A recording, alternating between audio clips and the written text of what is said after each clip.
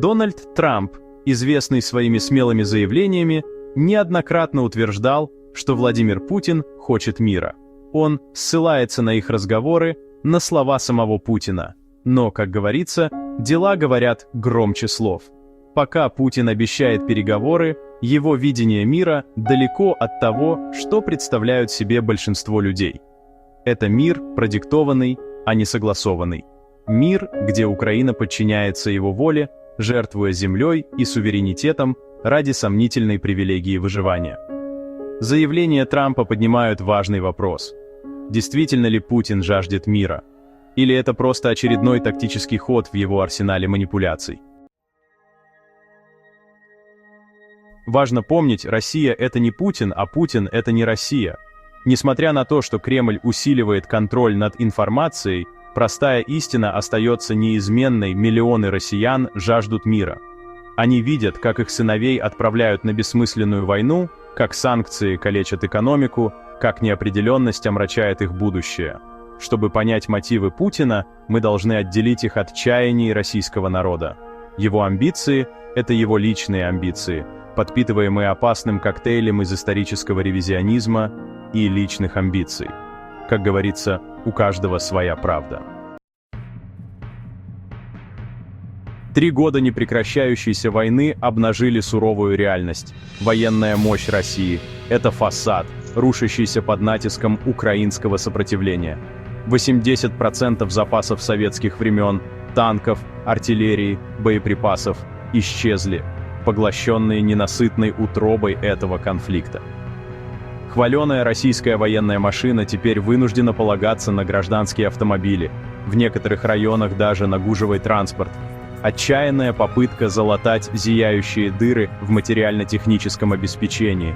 Украинская изобретательность, особенно в области беспилотной авиации, сделала большую часть традиционной российской военной техники устаревшей. Призраки войны – цена амбиций Путина. Война Путина – это кладбище амбиций, усеянное телами молодых российских мужчин. Сотни тысяч погибли, став жертвами войны, которую они едва понимают, сражаясь за цели, которые меняются, как пески в пустыне. Пункты вербовки, когда-то шумные, теперь стоят пугающе пустыми, свидетельствуя о растущем разочаровании в самой России. Ответ Кремля – принуждение. Призыв стал инструментом отчаяния, заставляя нежелающих граждан идти в мясорубку Украинского фронта. Голодная военная машина. Сможет ли Россия продолжать кормить войну? Войны выигрываются не только на поле боя. Они поддерживаются неустанным гулом заводов, постоянным потоком ресурсов. И здесь Россия тоже дает сбой. Советские запасы боеприпасов исчерпаны, что вынуждает ее отчаянно полагаться на иностранных поставщиков. Северная Корея и Иран, страны-изгои со своими собственными интересами, теперь поставляют до 70% необходимых России боеприпасов. Внутреннее производство, подорванное западными санкциями и оттоком квалифицированных рабочих, едва справляется с темпами. Живительная сила российской военной машины иссякает. Цена мира, страх Путина, будущее России. Расчет Путина ясен: мир на любых условиях, кроме его собственных, представляет собой экзистенциальную угрозу.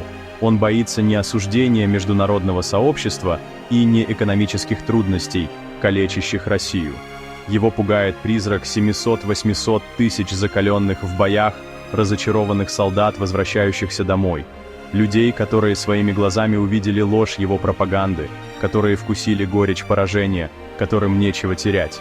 Это настоящий враг, которого боится Путин, тот, которого он не может победить на поле боя. Конец игры.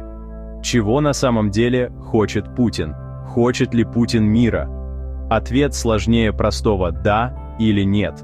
Он желает мира, в котором его видение возрожденной Российской империи станет реальностью, мира, в котором Украина — лишь сноска в его грандиозном повествовании.